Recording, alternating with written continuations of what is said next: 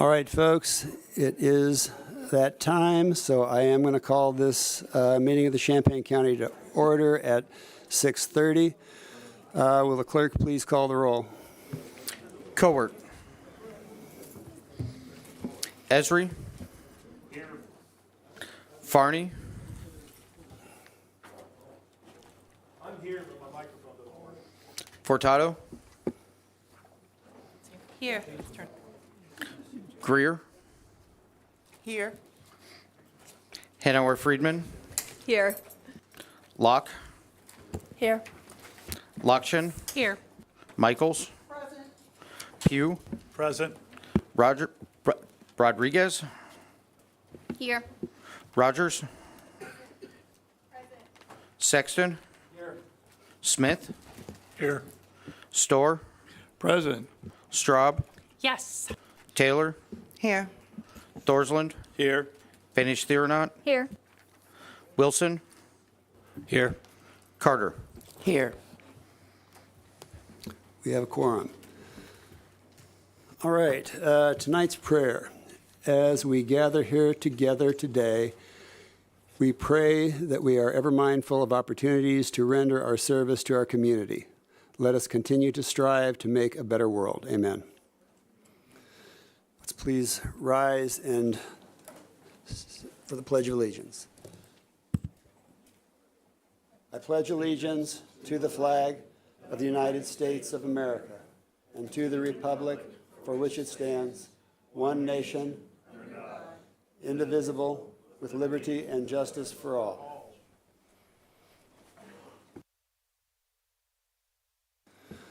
All right, will the clerk please read the notice of the meeting?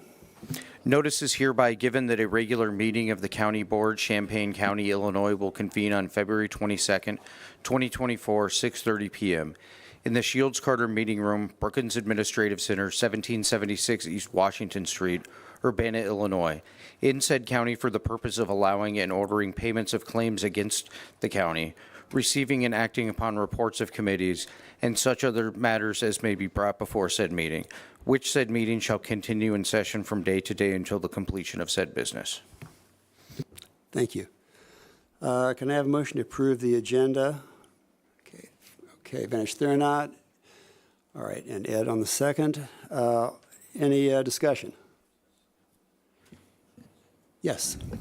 Does that make, can we make a friendly change to this where we move items 18A, 1 and 2 to move ARPA forward so that poor Kathy doesn't have to sit here all night, perhaps to between 13 and 14?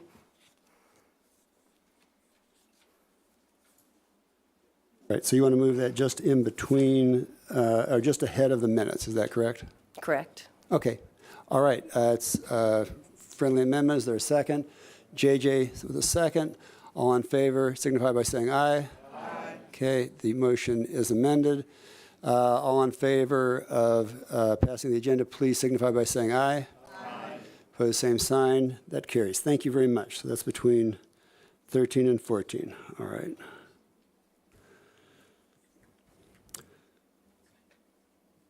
All right.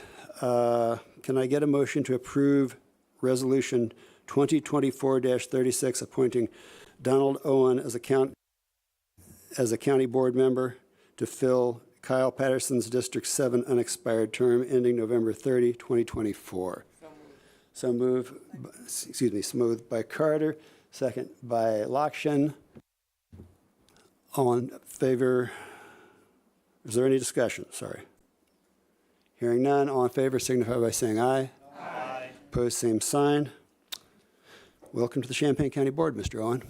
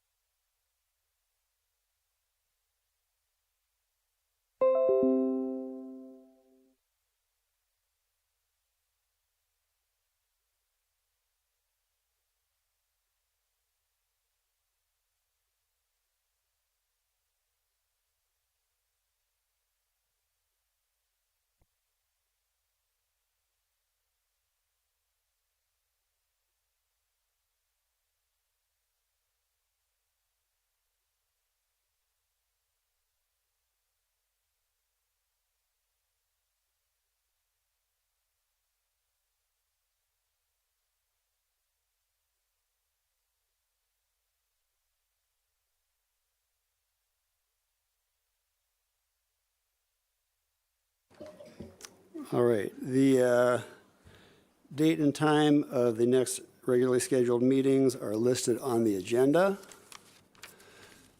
Are there any members of the public that wish to address the board tonight? I have a number of forms here. If there's anyone else, please fill out a form and bring it forward to me. Seeing no movement, first up would be Phil Vasella.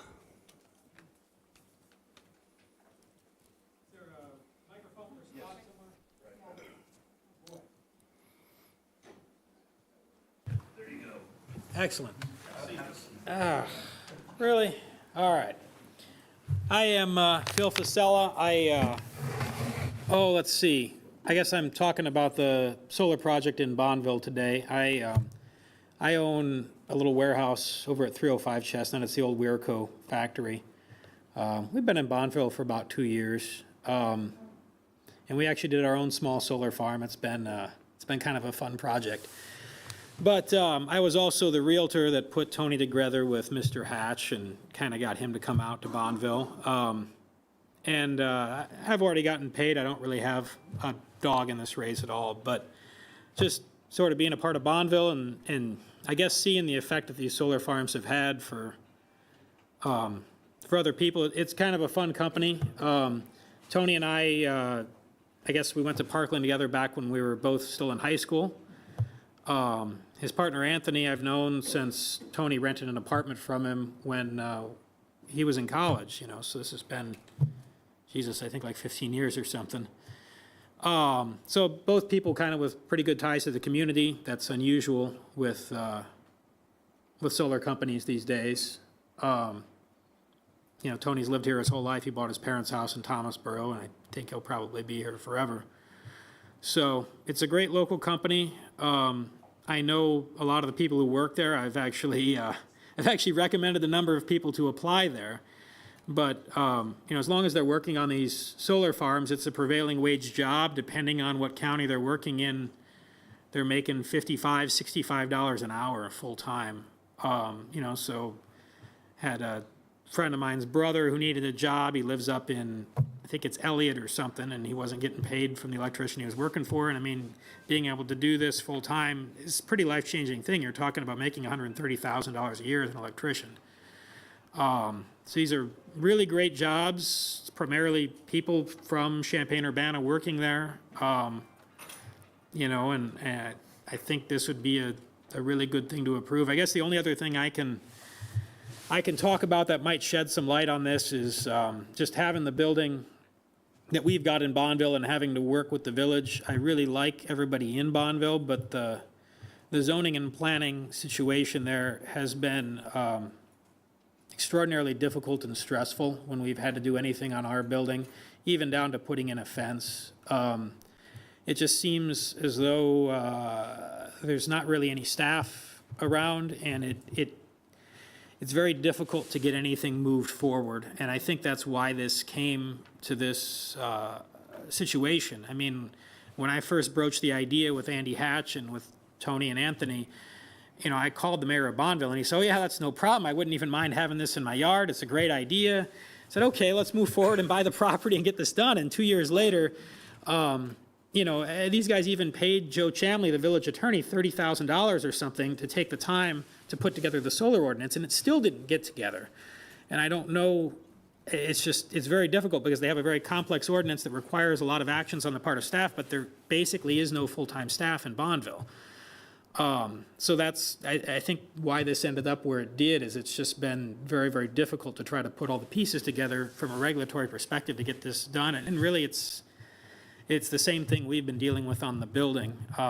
And it's a small town, so you know how that works, where you've got one neighbor that's worried about something. And I mean, we had to have a whole hearing about whether they were going to vacate a street and keep us from having a second entrance to our factory. It's like, oh my goodness, if there's ever a fire, we definitely need that.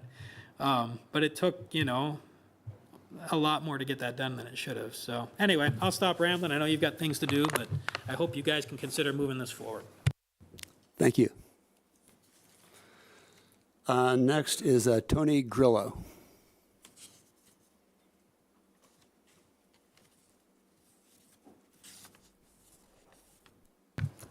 Hey there. I'm gonna read off my paper again. I'm so nervous. So, hello.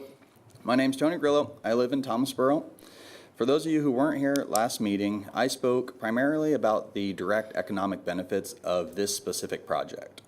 Some of those include almost $4 million in local labor, of which a high percentage of the employees we hire live in Champaign County, while a few live in neighboring counties. About $1.2 million spent on local contractors, items such as concrete, trucking, other mechanical companies. Almost $10 million spent on materials, all subject to sales tax. $3 million of that spent at local supply houses, Tepper Electric, Kirby Risk, things like that. Additionally, supporting this data center and solar array will end up creating 2 to 3 full-time jobs. These are positions that are permanent, good-paying jobs, jobs that don't exist without the data center development. All of this from 17 acres that do not have huge economic benefits otherwise. I understand the concerns that Bonneville has raised and will continue to stand by that this area, being in a floodplain between I-72 and Route 10, near other industrial uses, is not a prime area for residential growth, given the southern part of the town is much more residentially suited. I have adjusted my project away from Route 10 to leave the frontage area open for future commercial growth to help align with the village's wishes. One thing I didn't mention last time, and it is quite hard to quantify, are the indirect economic benefits. Because of various requirements that I'm required to meet, I have to hire people from all walks of life and who meet particular guidelines. A lot of these people may not have had opportunities to grow because of different hardships. I wanted some of the employees to come in tonight to speak on behalf of the projects, but it's our classroom training night. Over half of our staff are enrolled in training to become certified in electrical work. This is all paid for by us. They'll have 4-year certificates from nationally accredited programs that will open doors long after this particular job. People have gone from unemployed, working minimum wage retail or restaurant jobs, are now making over $100,000 per year. These are people who live here, they're raising families here, and they spend money here. As I said previously, building this company has meant the absolute world to me. Being able to hire people from where I live to work on projects where they can make $60 to $75 per hour, over $100,000 is an absolute dream come true. I'm able to hire people I've known my entire life. People who have hit a rough patch, people who have been laid off by other companies and factories in the area. I'm able to help other contractors grow their business. Again, all here in Champaign County. I'm not a giant solar corporation from another state. I'm a local developer trying to keep as much of this crazy state and federal incentive money local. I'm trying to ensure the success of my employees and provide them tools to be a valuable member of this community long term. Again, I do all I can to support members of this community, and I'm asking this board to give me the support I need to continue by approving this item on tonight's agenda. Thank you. Thank you.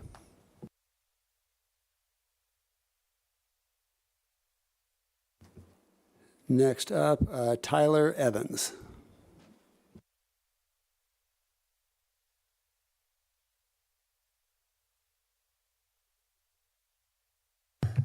Thanks for giving me the chance here.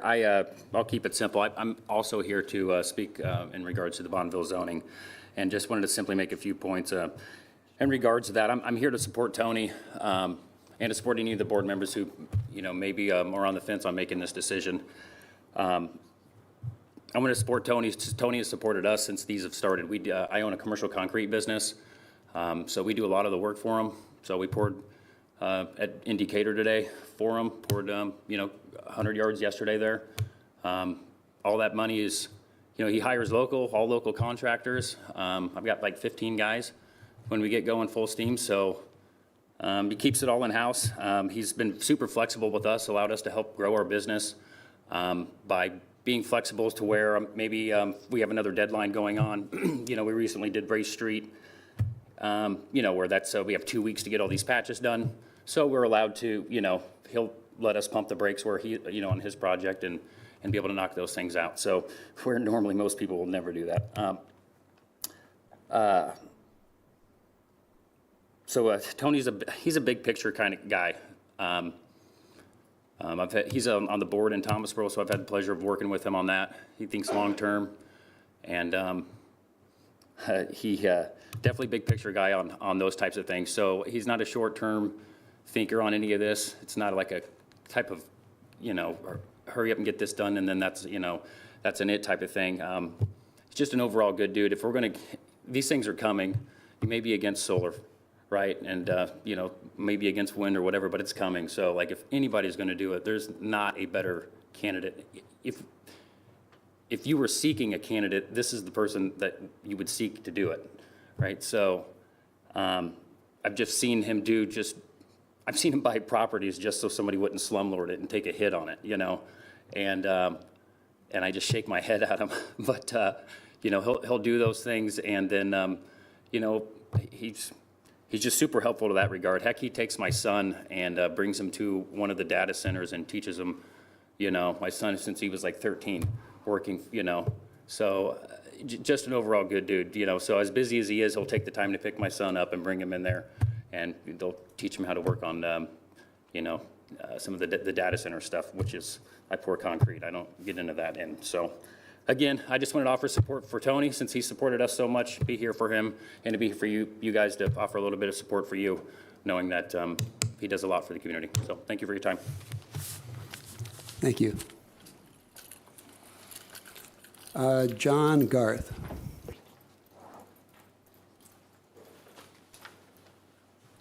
Hey, how you doing? John Garth, Village of Bonneville. I'm the mayor. I'm also a resident of the village. I want to start with, Bonneville originally was working with Donato Solar, okay? Agreed. He gave us a check for $20,000, might have been 30, I can't remember which.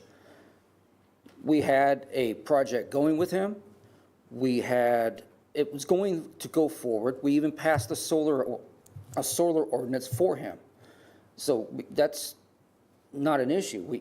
Everything was moving forward, but then he decided he wanted to come and talk to you guys. Totally bypassed the village. I've talked with my trustees.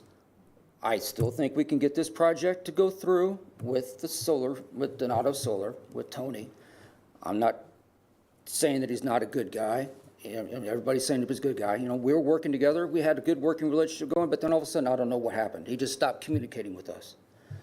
I'm asking y'all to not pass this so he will work with the village. This is our backyard. This is literally right across the street. And 66%, might plus or minus a few percentage points, of the village of Bonneville is at or below poverty level. I have a $3.2 million debt hanging over the village of Bonneville that I'm trying to get, that every resident of the village of Bonneville has to pay $40 extra a month on top of their water and on top of their sewer to pay this debt. It's going to happen for 26 more years. We wanted this project to go through because we were going to get commercial properties out front along Route 10 so we could lessen the burden on the village residents of Bonneville. I ask you and I plead with you, please force him to work with us. As mayor, I'm promising you, I can get this project pushed through. I got it going before. I can do it again. Just have him work with us. It's our back door. It's our front yard. To be quite honest with you, I'd rather have that solar field right against my property, right up against me. Why? Because the farmer keeps killing my trees and killing my garden. Okay? I also got beehives. I'm worried about that too. They keeps talking about the employees. Yes, there's going to be a lot of employees to build this project. I get that. There's going to be a lot of stimulus to the county, a lot of stimulus to everybody to build a project. Okay, that's great. But he keeps talking about employees. If there's going to be employees working in this data center, there's got to be a bathroom, I would think. Where's he going to go to the bathroom? Are they going to put a porta potty outside? Or are they going to go pee out in the cornfield? If he's going to hook up to city water, he has to hook up to the city sewer, which means he has to annex into the village. So these are questions that, you guys are going to pass a variance so he doesn't have to have a bathroom in there. Where are they going to go to the bathroom? Are you going to work? Do you all work somewhere that doesn't have a bathroom? Somebody's got to have a bathroom somewhere. These are just points that I'm curious as to why stuff like this isn't being talked about. I'm not totally against solar. I just don't want one on my roof. You know, I want to put solar on my camper, you know, so, you know, I can dry camp and go places and not have to worry about being hooked up to the grid, you know, so that's, you know, I'm not against solar. Like I said, I'd rather have it up against my backyard, but that's not going to happen because they bought the other property, which was an illegal subdivision to begin with. I remind you of that. Did come to the village, talk to us about that. So that's still lingering over there. We still got this whole issue of the illegal subdivision we got to take care of here. You know, have him work with us, please. That's all I'm asking. Have him work with us. You know, this is our backyard. It's within our jurisdiction. Have him work with us. That's all we're asking. Please. Thank you. Thank you. All right. Last person up is Mr. Norman Davis.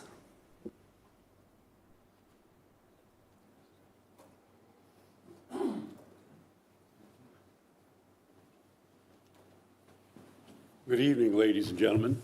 My name is Norman Davis. I'm the Township Supervisor for Champaign Township. I'm here to ask for your support in adopting the ordinance, I believe it's number 2024-2, which will amend the public nuisance ordinance for Champaign County. For those of you who aren't familiar with this, it deals with roosters. I know it seems like a very small thing, but imagine this, if you will. You're sound asleep. It's a beautiful summer evening. About 3 o'clock in the morning, you're just sleeping really nice. Your windows are open. And all of a sudden, a rooster starts crowing. And he doesn't stop.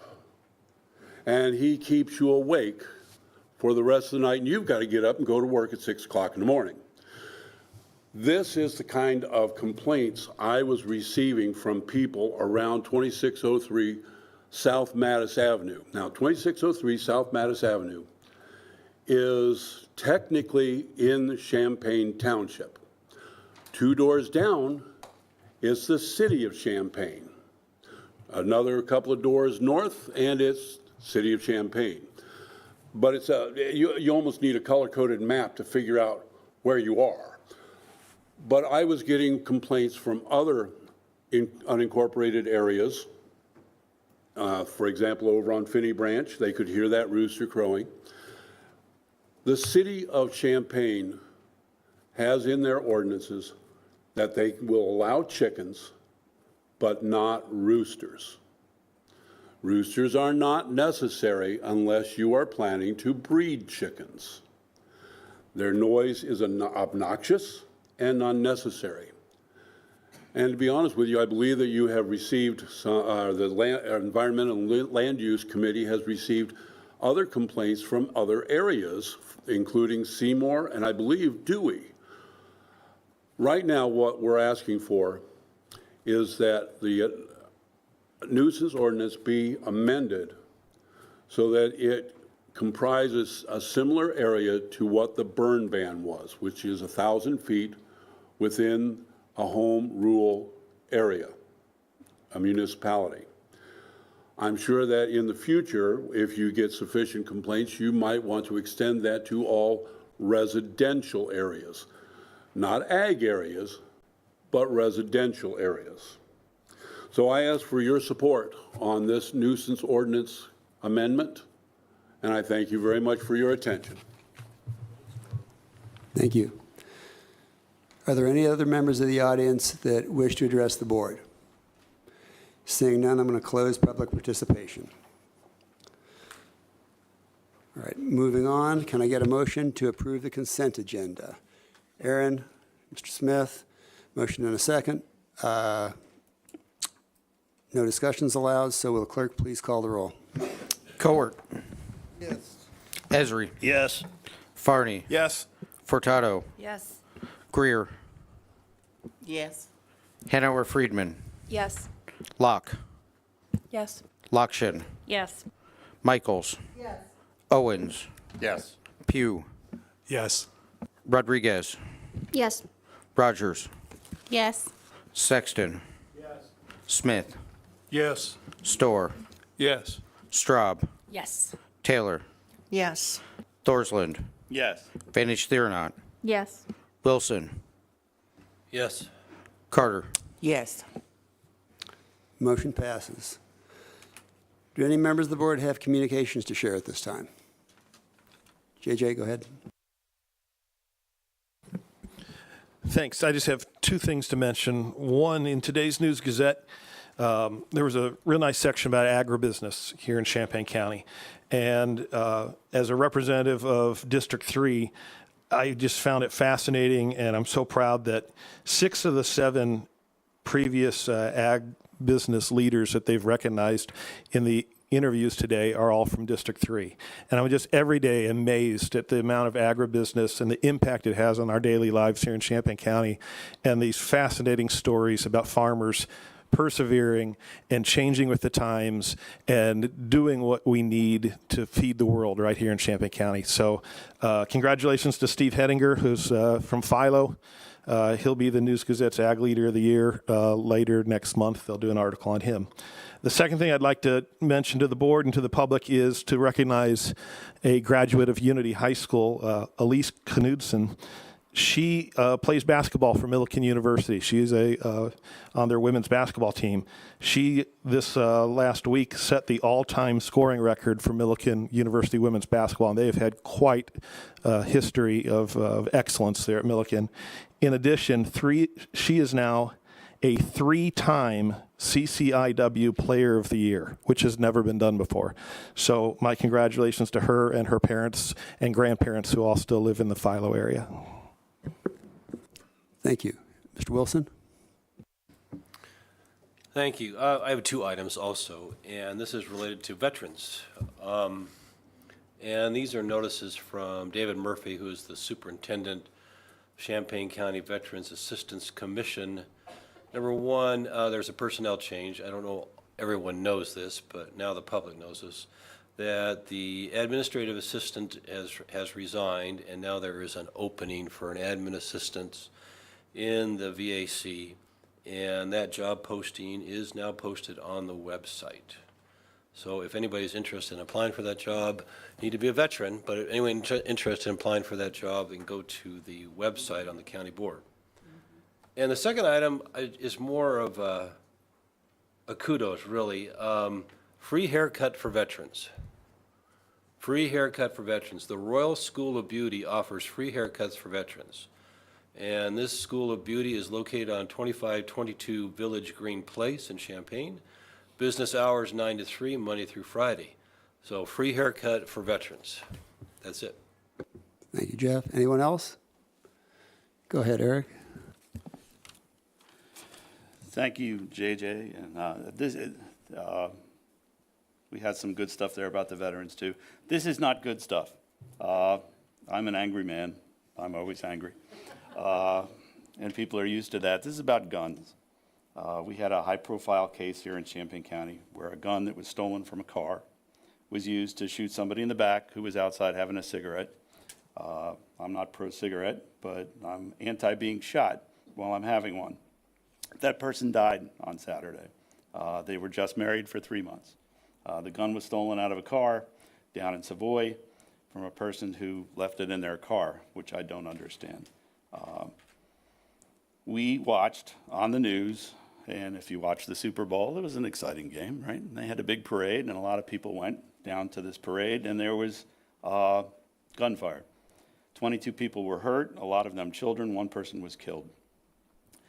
At first, the leaders of Missouri wanted to talk all about how it's not the guns, it's a bigger problem. That's when it was 2 black teenagers that were thought to have started the gunfire.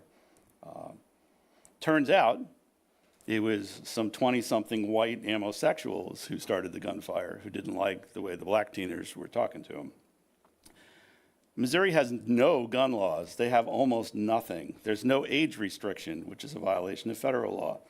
It's an unalienable right. They put this into their state law, unalienable right to carry. There's no concealed carry permit required. There is, in fact, a prohibition for local law enforcement to enforce federal gun laws in the state of Missouri. Kansas City is run by Democrats. It's 30 to 40% black. But the governor appoints a 5-member board who runs the police department and picks the chief of the police department. They're not allowed in the state of Missouri to make any gun laws in a local municipality stronger than the state lack of gun laws. They did, with great oversight in the week or so after it, decide not to move forward on the vote on some other de-restrictions that included allowing guns in churches and allowing guns on college campuses. They're going to probably vote on that in a few weeks instead when, it all cools off. Well, we always talk about all the good guys with guns. At the rally, there was 800 armed police officers. 22 people got shot, and 1 person is dead. So the good guy with the gun is kind of a myth. Everybody was ducking and running. What's that got to do with Champaign County? We're passing an ordinance later on tonight in protest of the postal system and how they want to consolidate out of our community these things. I would love to see this board come together, even if it's symbolic, to talk about not allowing any federal oversight that doesn't allow us to enact a strict gun law in this county. I think that some of the ARPA money that we put towards community violence should maybe be thought about encouraging people with guns to buy a gun safe. And if they say they don't have the money for a gun safe, we give them the money for a gun safe. Don't keep your guns in your car. Are you listening, folks? Don't keep your guns in your car. Don't wave your gun around. Don't tell people you've got a gun if you've got a gun, because someone's going to break into your car and take the gun. No one should steal a gun from somebody else and use it in a crime. That's a crime. But I think, and unfortunately it's not, it should be a crime to leave a gun somewhere where it's accessible, even through theft, when it could be easily locked up where it belongs. If you need to drive around with a gun in your car, well, then take it out when you get in the car and take it back out and back in the house when you're done. Why? I don't know. We feel we need this, but I'm really angry about it. I'm really pissed about it. I hope and I encourage the family of the victim to file a civil lawsuit against the gun owner who left the damn gun in their car. Chris, were you up next? Thank you. This past weekend marked the passing of a noted environmentalist in our community, Professor Bruce Hannon. Many of you who've been involved with almost any environmental activity, be it on the preservation of the Middle Fork, Scenic River, the Land Conservation Foundation purchasing land and setting it aside for conservation, through his instruction, through his meetings. Maybe not many of you might realize, but he started an environmental forum that meets on Friday afternoons, actually at Silver Creek these days. And when I went to that, I was surprised that a state's representative, later U.S. Congressman Tim Johnson, was a regular attender.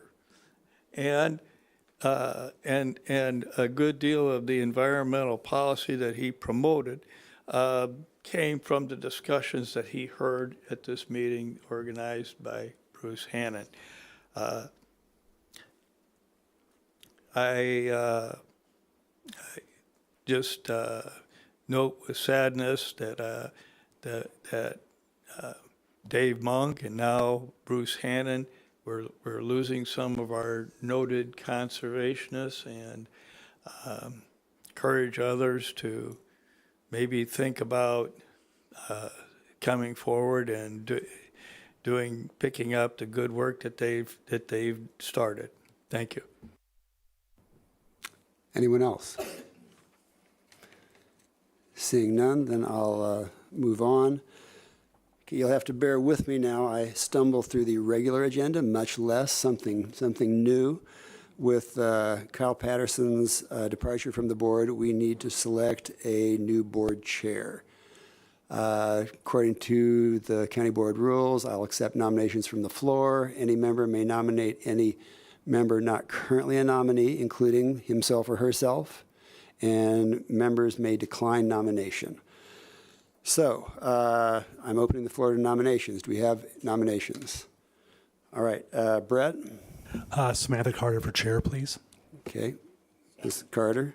Actually, we don't even call for a second in the rules, so none required, but appreciate the sentiment. Do we have any other nominees? Yes, JJ. I nominate Diane Michaels. Okay.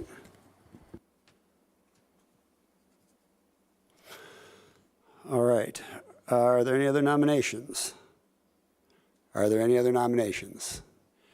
All right, hearing none. The floor is now closed for nominations.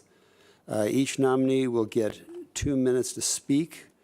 Ms. Michaels. Well, I'm honored that I have a nomination. I know that the majority may be against some, but I have been on this board for over 12, probably close to 14 years. So I've seen it evolve in many ways. I've definitely been somebody that's worked with both sides of the aisle. I try to stick to the subject and definitely not take anything personal because we all have personal opinions, which are all valid. I feel that all valid opinions need to be heard and we need to be vetted out during that time. There is a lot of commitment of time and energy and experience and knowledge that comes with being board chair, not only conducting a meeting, but knowing how the county works and having been the auditor of the county for a short period, but also having been on this board and on several boards and committees, both as chair and vice chair, I feel like I have that experience and that knowledge that would carry us through till the end of the year when there is a new person elected. I appreciate your vote, and I would do the best to make sure that everybody on this floor who are elected for all of our different areas, whether it be rural or urban, are also recognized for their needs. Thank you. Thank you. Ms. Carter. Thank you, Steve. Good evening, Champaign County Board. Happy Black History Month. I come before you this evening to ask for your support on becoming Champaign County's next chair. I have proudly served our community for the last 2 years as vice chair. During my tenure, I've been a very strong advocate for engagement and equality, for nonprofit programs such as Midnight Basketball, Youth for Christ, DMBGC, Don Moyer Boys and Girls Club, UNCC, Urbana Neighborhood Connection Center, small businesses, the Expungement Summit, reentry programs, Garden Hill's $35 million infrastructure improvement project, the City of Champaign Modified Sleep Program, Safety, Lighting, Energy Efficiency Program. I'm currently a sitting active task force member for the University of Chicago Law School on Entrepreneurship to give recommendations to the Illinois Department of Financial and Professional Regulations to eliminate barriers pertaining to state licensing concerning Black and brown people, low income, or those with criminal convictions. I've worked through adversity my whole life.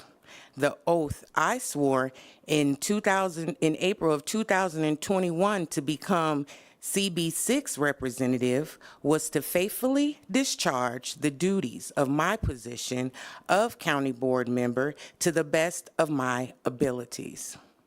I think I've proven myself capable of carrying out the duties of Champaign County's next chair. Thank you. Thank you.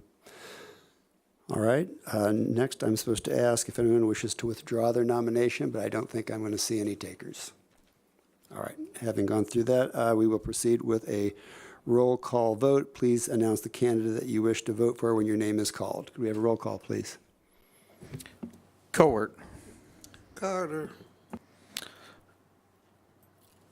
Esri. Michaels. Farney. Michaels. Furtado. Carter. Greer. Carter. Hanauer Friedman. Carter. Locke. Carter. Lockshin. Carter. Michaels. Owens. Carter. Pugh. Carter. Rodriguez. Carter. Rogers. Carter. Sexton. Smith. Michaels. Storr.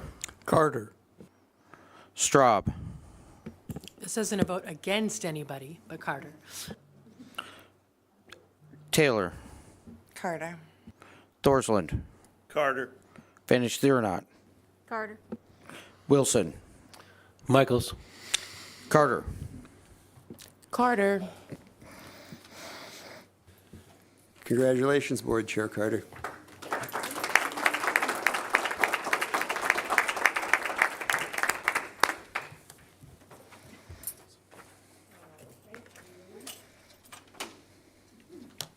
Thank you all for your support. I promise to do my best. Thank you so much.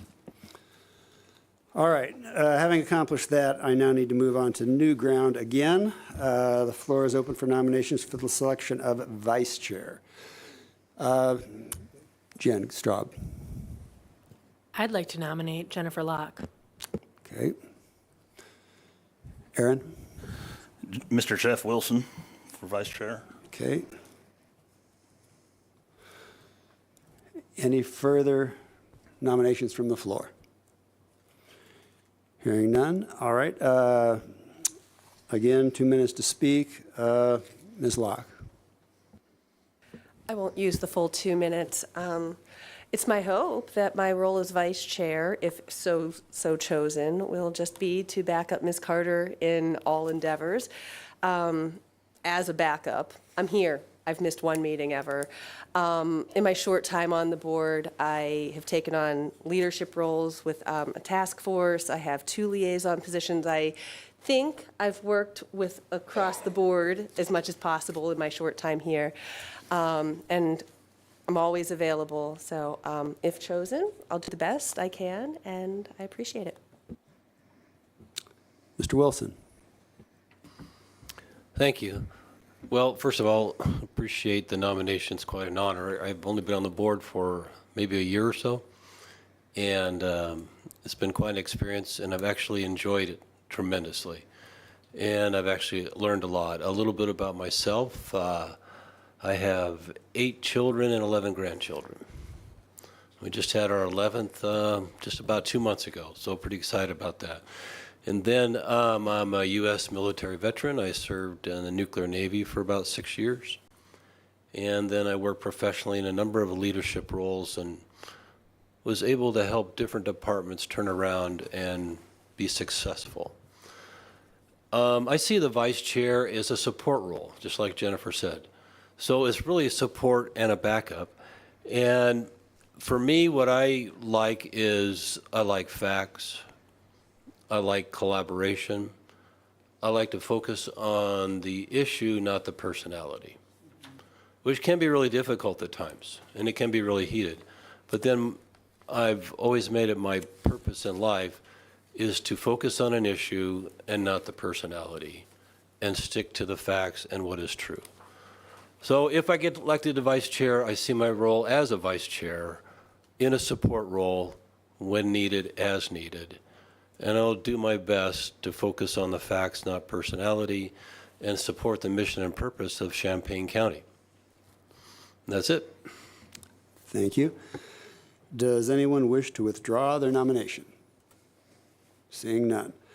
All right, we will again proceed with a roll call vote. Please announce the candidate you wish to vote for when your name is called. Could we have a roll call, please? Cowart. Jennifer. Esri. Wilson. Farney. Wilson. Furtado. Locke. Greer. Locke. Hanauer Friedman. Lock. Locke. Lock. Lockshin. Lock. Michaels. Owen. Lock. Pugh. Lock. Rodriguez. Lock. Rogers. Lock. Sexton. Smith. Wilson. Storr. Jennifer Locke. Straub. Lock. Taylor. Lock. Thorsland. Lock. Vanish Theronot. Lock. Wilson. Wilson. Carter. Jen Locke. Congratulations, Vice Chair Locke.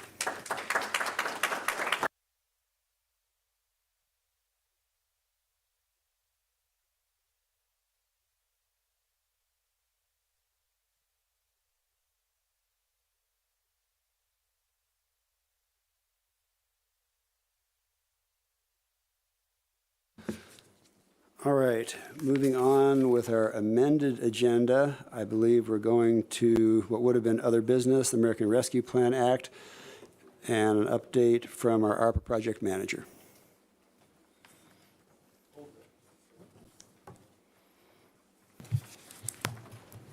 Good evening. Thanks. Thanks for moving this up. We included in the packet tonight the monthly update that has some additional projects moved to the completed status, and also the timeline and the revenue and expense projections to date as of when we submitted this for the packets. And so we also submitted the quarterly report in January that was due to the Department of Treasury. And we continue to work with all of the departments and the various agencies that have these contracts for their services, and continue working on their payments and their status and reporting, and planning for this coming year as far as timelines for all of them. And I'd be happy to try to answer any questions. Diane. Yeah, I have a quick question. We're talking about water projects and if they're on task, especially for the rural area. And then I was wondering if some that maybe did or didn't pan out, that we would still have some funds for the rural area for water projects. Yeah, so we're currently, yeah, we have at least 4 that are completed. Others are in various stages. A couple of them are just slower, but they've started. Another one will probably be complete soon. And so offhand, I can't think of any that are on the list that won't get finished, except we continue to communicate with Pasodum Consolidated Drainage District. They were working on some additional paperwork. So some were just a little bit slower, a few, but we continue to work with them. They'll still be on the list as of now, yeah. And then real quick, if I could ask, because I know Stephanie's got her finger on the pulse of all of this, do you think there might be some funds for the following year for water projects or not? I was going to ask that question. Do we have a sense of the unallocated balance of this at this time? I could take a guess, but I don't know how. Yes, so currently, we have listed under a flex item under county departments, the $114,000. So that would be available. And then, at this time, that would be the strongest amount that we could say right now, yeah.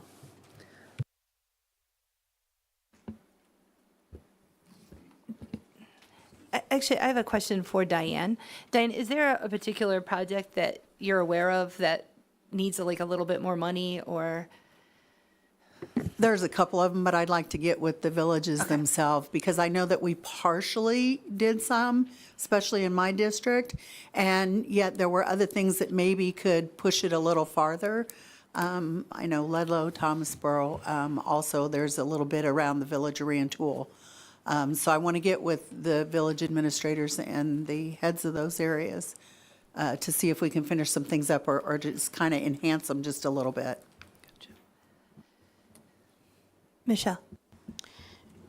for the water projects, we've been in contact with a couple that have spent all they have, and we know that they would like more. So if you are going to follow up with them, it would be really important for us to know how much they're going to need and how quickly. That's going to be the key. It's not this multi-year thing again. It's going to be, you can spend it right away. So making sure that they know that. This year.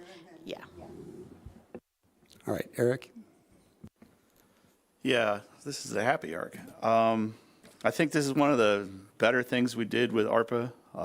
Some of these small municipalities just didn't have the wherewithal to do stuff, and I'm glad we're doing it. And Stephanie kind of asked the question I want to ask too. If we think there's some that are either going to have some money they don't need, I'm not giving it back. If we can redirect it, and Diane, if you can find out, and if we can get a more firm number of what we think we may have in surplus and get it redirected and get it spent and help these folks out, I think that's, you know, a lasting improvement for people that we can do in the county that's really important. And one of the better things that this board has been privileged enough to do in the past few years is to get these projects going. So thank you, and thank you for all your work. Stephanie? I wanted to address Mr. Thorsland's communication. I think that when we talk about what do we do about the gun epidemic, and it's an epidemic in this country, that there's often a lot of disagreement, but I think the safe and secure storage of firearms is probably something all of us can agree on. So since he talked, I Googled it really fast to see if there was any model programs that we could model off of. And one of the things I found is that there's a firearm safe storage strategies grant that is being run out of the Illinois Department of Public Health. Their anticipated award date is coming up really fast, April 1st. So I don't know if it's still open, but we now have a grant person. So I think it would be maybe worthwhile looking into. And maybe if, it might be the kind of thing, if it's still open, why I want to address this during ARPA is if we could put a little bit of matching ARPA money in, that we might be able to leverage it to do something like this. And on their proposal, it talks about like safe communities, but also suicide prevention. So it talks about things like gun safe, gun locks, and public education about the importance of safely securing guns. So that would be a really fast turnaround time. I would like to offer, I have an extensive background in grant writing. It's what I used to do. And I would give some of my time to help make this happen if we could still do that. I don't see, it seems kind of vague on here about like it's like, give us a proposal. So maybe it isn't too late, but there's a contact information. So if it's not too late, that might be worth something that maybe even if we put a small amount of ARPA money into, that we could leverage more money. But I also want to echo what other folks have said. I agree that if we can invest in those small rural water projects, the impact of that is huge. And a lot of those, you know, we heard from the mayor of Bonneville, like the capacity for those projects to be done without county or state help is often really, really small, right? And so in terms of like bang for our buck, I fully support that. Samantha? Hi, Kathy. Thank you for all your hard work that you do. We appreciate it. I just had a quick question concerning some conversation that I've had with different nonprofit organizations that were not able to pull funds from other municipalities concerning, the ARPA funds.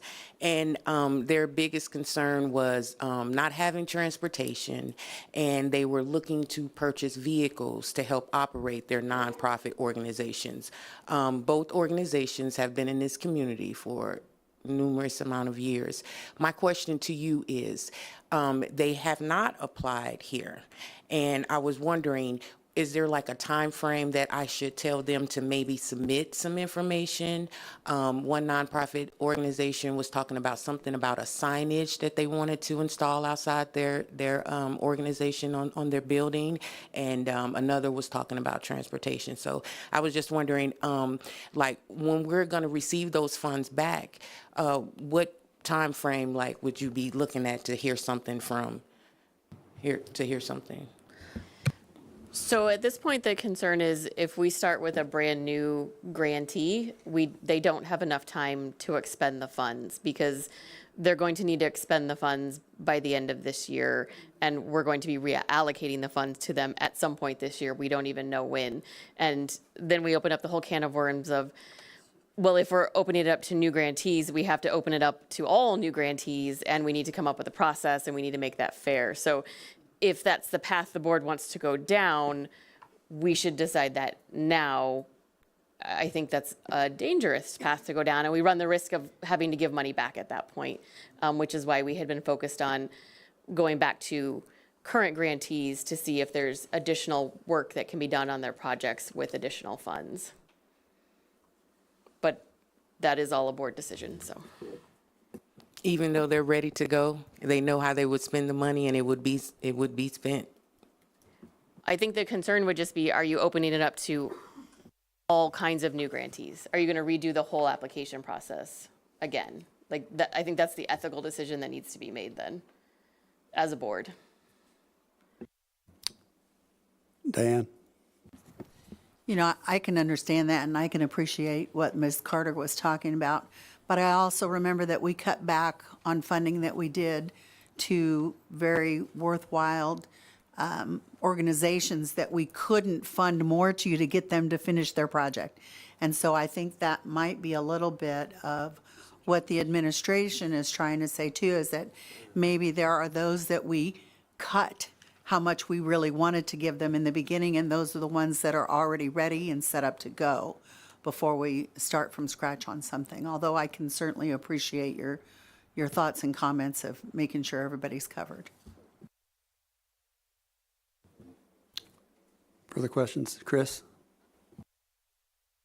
Hi, I was wondering, how are we doing on the small business assistance? It looks like we're kind of hoping that they have a really big couple of months or a few months here, especially for the low hurdle grant program that we'd kind of hoped to distribute funds to local businesses that were impacted.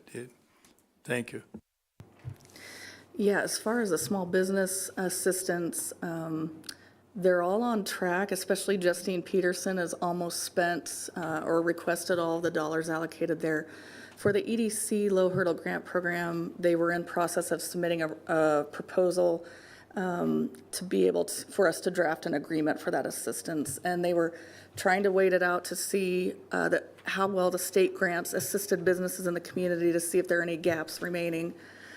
So that's something else I would recommend for any small businesses still needing assistance, to keep in touch with a small business development center. They keep track of all the resources, and they would potentially have this program coming up. And I asked Carly for an update on that, and just waiting to hear back on that status. And I know we have another status meeting on these projects, but the other programs are on target so far. Yeah. Jenny Lokshin.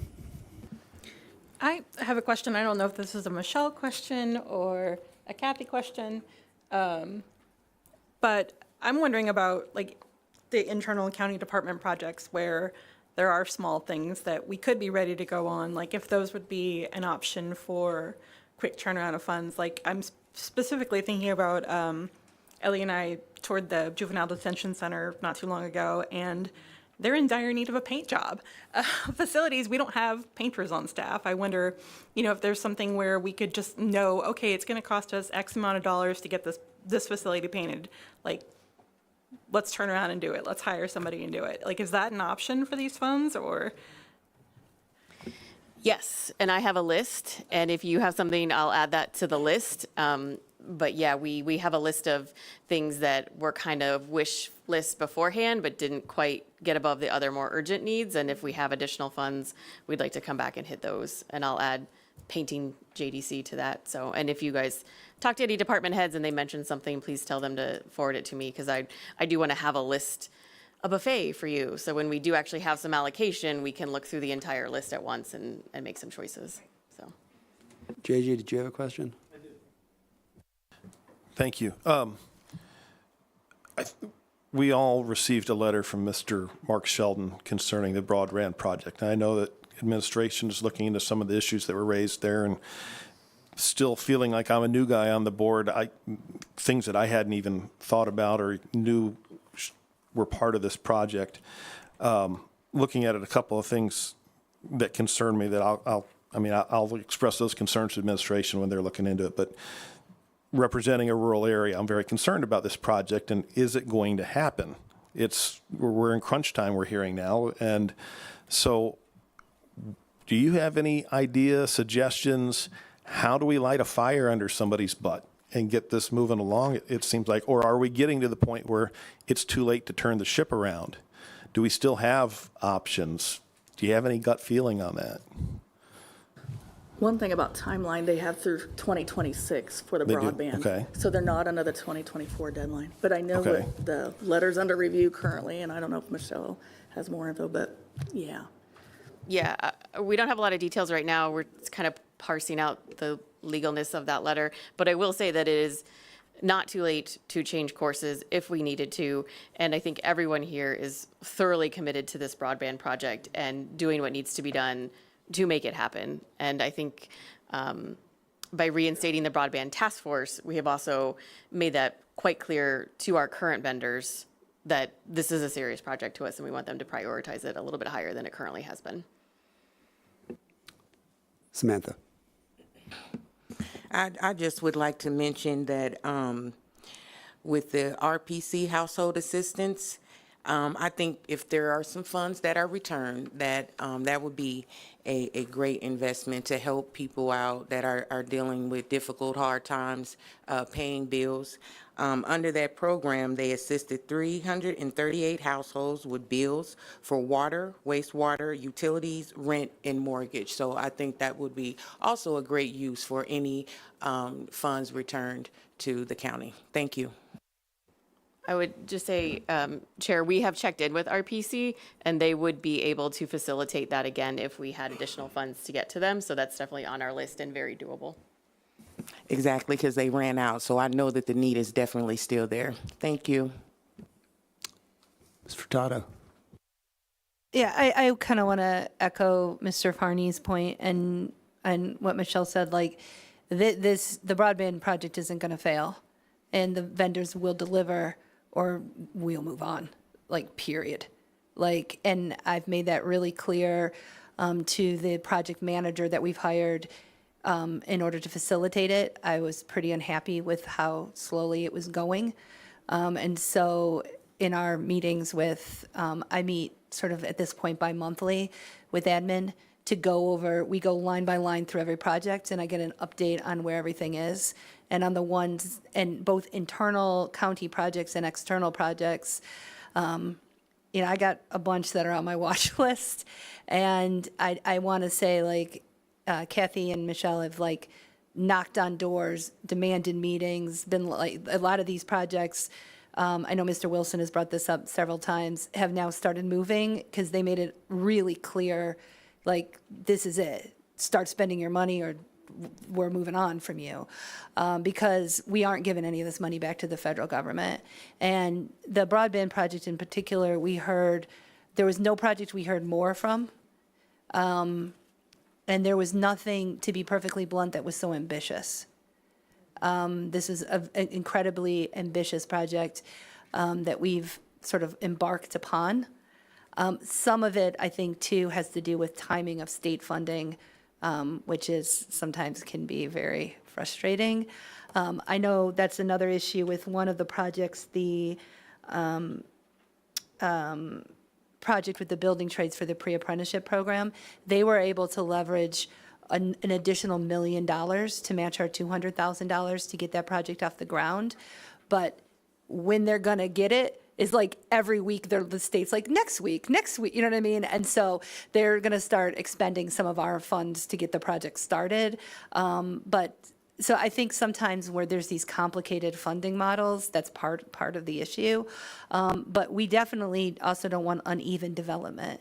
We made this commitment to our entire community, and the expectation is that our entire community is going to benefit equally from this project. And I think all of us are committed to that. And I think that, you know, we're going to hear from admin about the particulars of that letter. You know, Mr. Shelton used to be on this board, so he knows the kind of questions, you know, I think they're legit questions to ask. And so we're going to, you know, get the particularities of that. And then based on, you know, where the status is, we'll have more conversations. But just as finance chair, you have my entire commitment that the successful implementation of this project in a way that's equitable. And I also want to include the housing authority, that part of the project too needs to move. Like, let the word go forth across the land for all of them, and our partner with the Farm Bureau. We need all 4 of those partners moving together. It's a massive undertaking. I totally understand that it takes some time to get it off the ground, but we gave a full quarter of our funding to this. And so we really need to get it right. So, but I appreciate you bringing it up, and I definitely want to.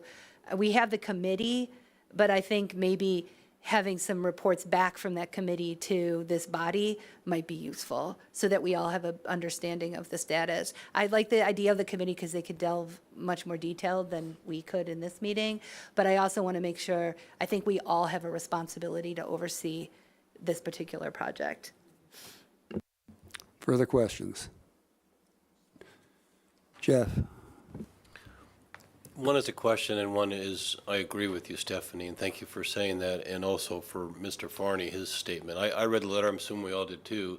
It just seemed a little disconcerting, and I believe the sooner, if there's an issue, that we just resolve it and move on. That's the right thing to do. Although I don't know the process, maybe it is through the broadband committee, but I thought the broadband committee was left up in the air when it would meet next. It seemed like it was nebulous when the actual next official meeting would be, and maybe it needs to be sooner than later. And I don't know how that's set. Is it my job to go ahead and push that forward or not? As a committee, I'm sorry. As a broadband committee member, a lot of the delay from what I took in from our last meeting was because of the grant funding. This has never been done in Champaign County before, and our ARPA funds alone is not going to take care of this. So from what I received from their presentation is that they are trying to match dollars as much as they can across the state of Illinois to move this project forward. So we hadn't met in a year, and I thought that it was best for us to hear back from them once those funds came through. There's no need to meet if we don't have all the funds, you know, or they haven't heard back from the grants that they've applied for. So it is to be determined. So if there is any information or communication that I could relate to the board, I'll make sure to do so. But I was just trying to be as understanding as possible, just knowing that this has never been done before. And I know it needs to be done by 2026, but it is definitely a process. I would like to stick with the company that we have chosen, and like Mr. Wilson said, let's move forward and try to hash out any indifferences. Thank you. And I agree with you, Stephanie. You have to use it or lose it. That's just got to use it. The one question is, help me understand what happens to the interest, the $500,000 interest. Is that really flex? Is it? I don't see how it's actually allocated when I look at income versus expenses. So after some pretty thorough research, it does not appear that the ARPA spending requirements apply to the interest. So the board will need to decide what to do with those funds. They can choose to use them as ARPA funds. They could use them for something else. They can drop them into the general fund. It's pretty much at your will what you want to see happen with those funds. Of course, I'm going to put a big caveat, unless, of course, the federal government issues a new ruling and a new expectation. But as of right now, the ARPA spending requirements don't apply to the interest that's been accrued. So that being the case, should we move to allocate that money, or what's our plans with that money? Why don't we make that a topic of discussion for the March ARPA Sure. meeting? I think that that's a good idea. Okay, thank you. Yeah, I mean, from a process standpoint, it's just kind of sitting in the ARPA fund. It's fine. We don't need to do anything with it at this point. I think the longest you'd want to go is once we were closing out all of the ARPA spending, we would want to have resolved that question at that point. Right. Further questions? Dr. Storr. Thank you. My eyes kind of ran across the sleep program in community violence, and some of that has to do with the Scottswood neighborhood. Is RPC got a plan that they're planning on working on real soon, or that? Yeah, they were getting started with that, and I don't know if they've already dispersed, some units or cameras and things and security elements, so I can check in with them to see, yeah. Stephanie? I can provide more information. So they haven't started, my understanding is they haven't started rolling it out yet. We gave to 3 neighborhoods, one in the unincorporated area near Champaign, one in unincorporated area near Urbana, and one in the incorporated area in Rantoul. When they looked at the sites, and it was selected by Rantoul, when they looked at the sites more carefully, what they realized was that there was actually a considerable amount of street lighting in the Rantoul area. And so they had a question about whether we would want to move forward with both the ring cameras and the street lighting, or just do it to street lighting. The opposite, ring cameras.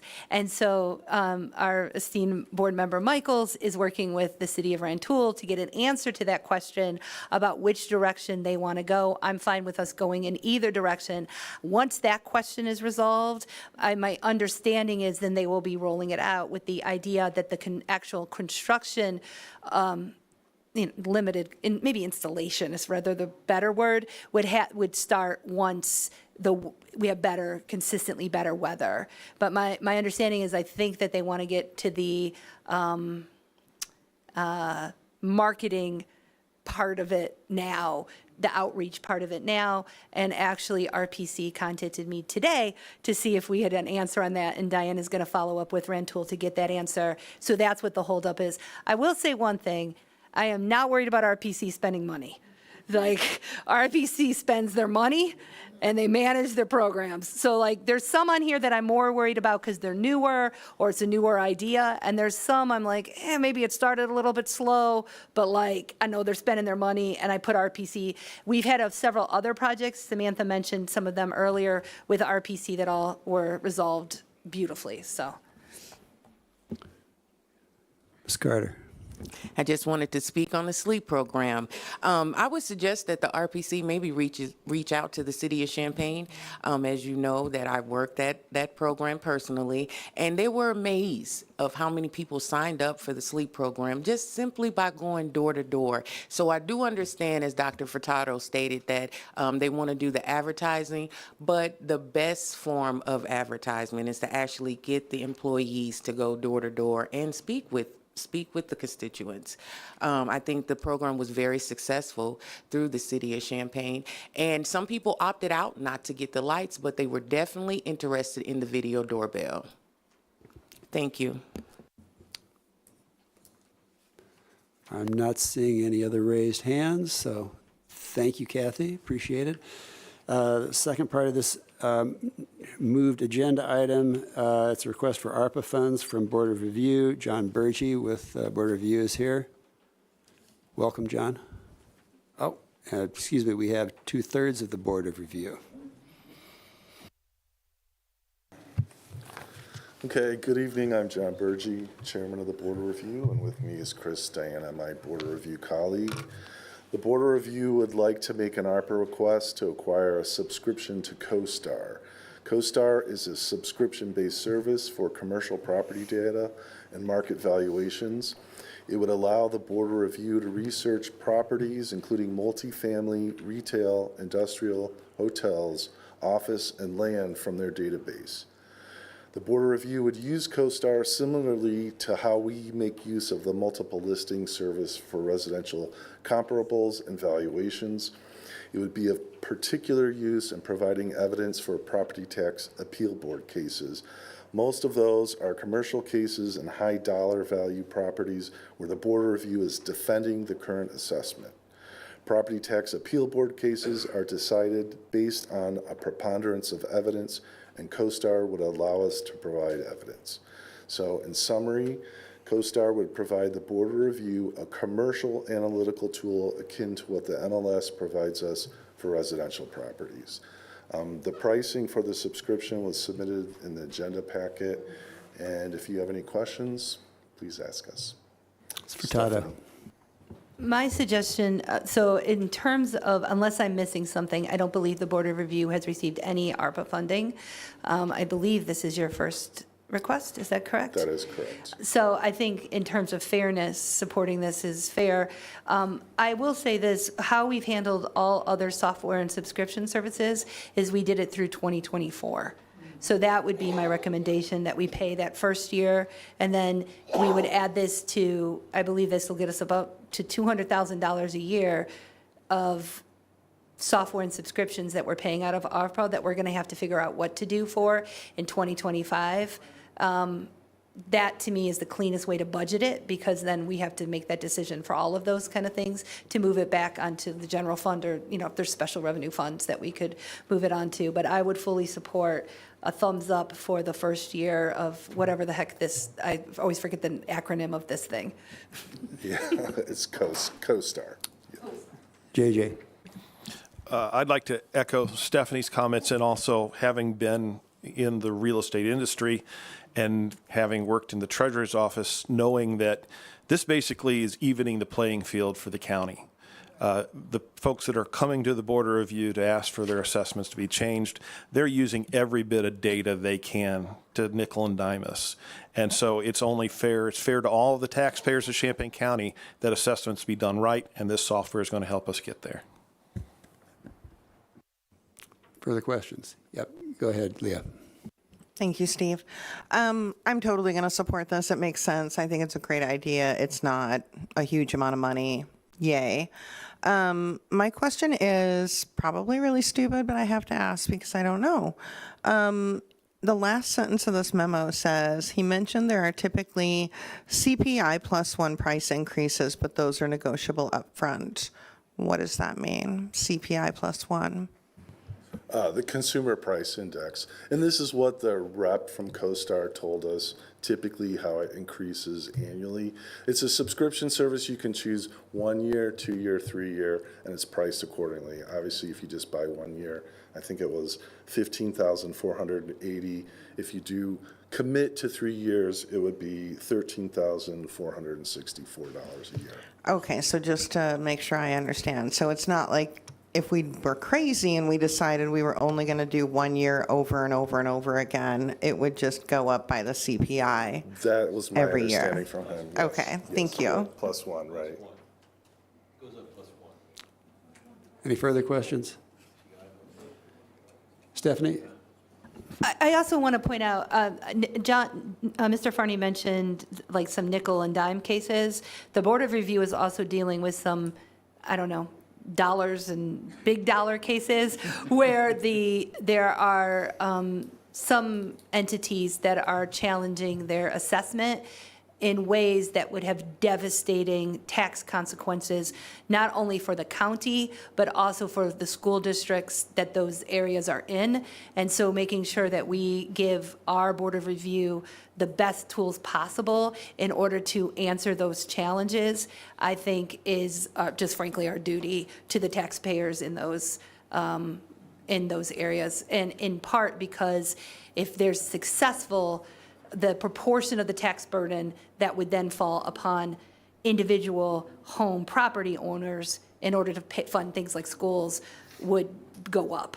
And so I think we need to, right now in particular, I think it's very important to give them this tool. Go ahead, Jenny. I support this for a year out of ARPA funding. I guess sorry, I don't know where that's coming from. My question, my request, I guess, would be for both the Board of Review and for anybody else who we're funding software for, is that I would want to see some sort of reporting come back after the funding that shows us why this is beneficial and why we should continue spending money on it so that, we can justify finding a place in the budget for continued use of it. Like, it sounds really beneficial, but I don't know a lot about real estate, so I'd want to see some sort of like numbers at the end of the year of that. Samantha? I'd like to piggyback off Jen Lotchkin. I would like to see how many times this is used to make sure that it is beneficial and that people are searching that information and data up. So is there any way that you can bring us back some numbers? Well, to show, I guess we would say what the potential could be. So when the Board of Review prevails at property tax appeal board cases, that's money, usually we're arguing for the existing assessment or the value that we have, arrived at. That's money that wouldn't be forced to be refunded by the taxing entities, okay? So the people with the biggest stakes are usually school districts. They don't usually run a lot of big surpluses of cash to refund money. So again, the Board of Review is charged with finding full fair market value. And when we do that, we keep it equitable and fair, okay? We're not favoring taxpayers or taxing bodies. We're trying to arrive at full fair market value. And this would be a tool to help us do that. Thank you. Ellie? Just a clarification question for Stephanie. Are you proposing that we just fund it for 1 year at this point, so at the 15,000 rate, as opposed to committing for 3 years so we get the lower rate, but only using ARPA funds for 1 year? My proposal is that we use ARPA funds for 1 year and then add this to the landscape of software and data services that we are going to have to find money for to fund with, I do agree with Jenny Loxton, with the understanding that we want all of these bodies to just give us, when they're giving us our budget presentations, what has the impact of that software been, so we can include that in our decision-making metrics for the budgetary process. But so, to answer your question, yes. I apologize, Diane. You were up next. Please go ahead. No problem, no problem. If I see this right, this is a tool that we mainly don't have for larger buildings, like commercial buildings, multiple home, things that really have huge tax payments, that generally they're the ones that will come in and actually ask to lower their rate more than an individual. Not that this couldn't be used for individuals. So am I reading that this is more of a tool to kind of Do you want to comment help on with that? Because that's where the money's really come up to bigger dollar amounts. If you separated the universe into commercial and residential properties, we have plenty of tools for residential properties now. The multiple listing service gives us access to virtually all listed and sold properties from Effingham to the Wisconsin line and Bloomington to Danville. So we have plenty of data there. We can compile things, we can look for comparables, we can look for trends, and et cetera. That service has virtually no information on commercial. Commercial real estate is not transacted on that platform. This is software that accesses the platforms where commercial properties are listed, sold, and monitored. And right now, commercial is struggling, and it's going to struggle more over the next 2 or 3 years. We found a vast increase in commercial complaints. But unlike the homeowner who brings their own comps and so forth, and we have things to discuss, commercial properties have an attorney and an appraiser, and they have official paperwork. We don't have any tools, and right now the interveners, the school districts and cities and so forth, have limited budgets too. They can't always respond, and so sometimes you end up with only one set of quality evidence, and it's from the complainant. This would allow us to level that playing field in commercial. And that's what I thought this was for, is mainly commercial. And I don't think I need to remind everybody on this board, we're still in an issue with a very large entity within this county about real estate taxes. So this would have maybe helped or moved that along instead of waiting years to still wait to settle. Right. Jeff?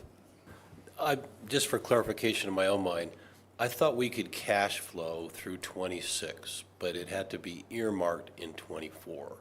So am I misunderstanding that? Because the spreadsheet shows cash flow through '26. That is correct. So if you can have cash flow through '26, why wouldn't we just fund this for 3 years? That's something the board can decide if they want to take, for example, some of that interest money and we wanted to fund these things out through '26, we can. What we've told all of the departments is that we were funding software through '24. Uh-huh. That has been the decision of this body. So I think at this point, to be fair, we should tell them the same thing. If we as a body decide, we have to decide how we're going to fund. It's about $200,000 across like 4 or 5 different departments. If we decide we want to allocate some of the interest money towards that in '25 and '26, we can totally do that. But I think in terms of a process, I think that thinking about both of those questions makes sense. I think we could start having that conversation. We start having the interest conversation. But I also think making that decision and timing to go into the 2025 budget would be appropriate. Thank you. Further questions? At this point, did the board want to do their wonderful thumbs up sign on this? Stephanie, you are the finance chair. Why don't you go ahead and, okay. All right. All right, you've received your answer. Congratulations. All right, thank you very much. All right, now moving back to regular agenda order. Item 14, approval of the minutes. Can I get an omnibus motion to approve the minutes from November 3rd, 2021, jail facilities, January 18th, 2024, regular meeting, and January 31st, special meeting? All right, Jen Locke, Leah Taylor, motion in a second. Is there any discussion? Hearing none, all in favor signify by saying aye. Aye. Opposed, same sign. Motion carries. Thank you. Standing committees, summary of action taken for facilities, the February 6th, 2024 meetings received and placed on file. For ELUC, summary of action taken on February 8th, 2024 meetings received and placed on file. Would the ELUC chair like to make the committee's recommendation for item number 1? Yes, thank you very much, Executive Steve. I move to approve ordinance number 2024-1, amending the zoning ordinance for a zoning map amendment on certain property in zoning case 109-AM-23. Got a second from Diane, thank you. A few things to discuss. This has been continued from the last board meeting. I thank people for continuing it there. I think there was more discussion to be had.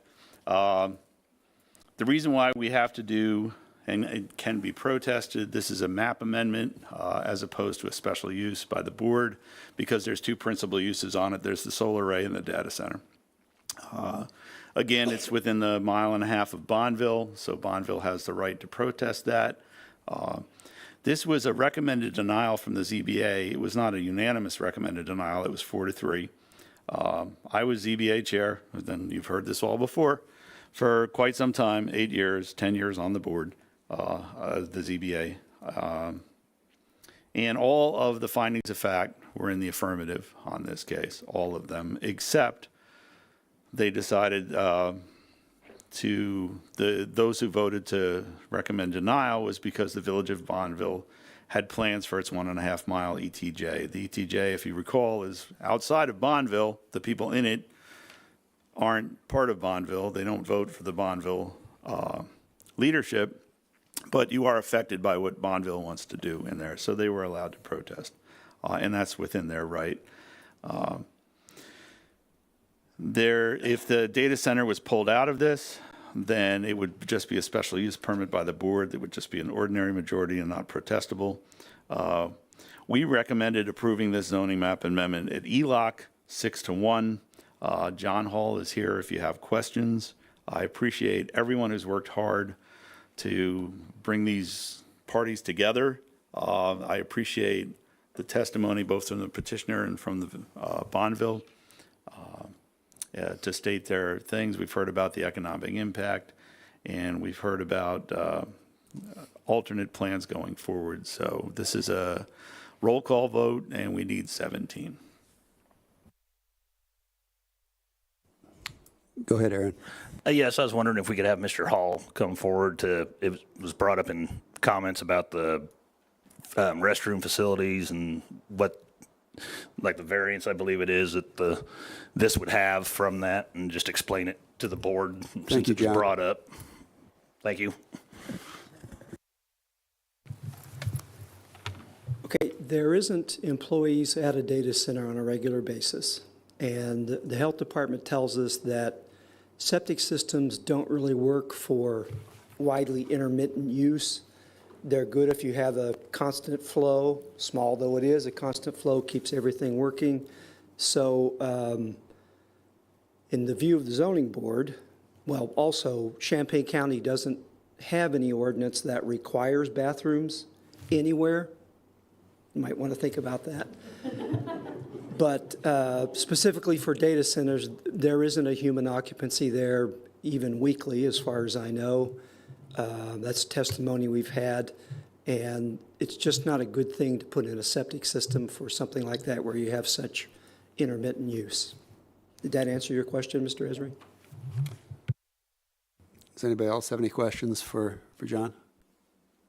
Thank you, John.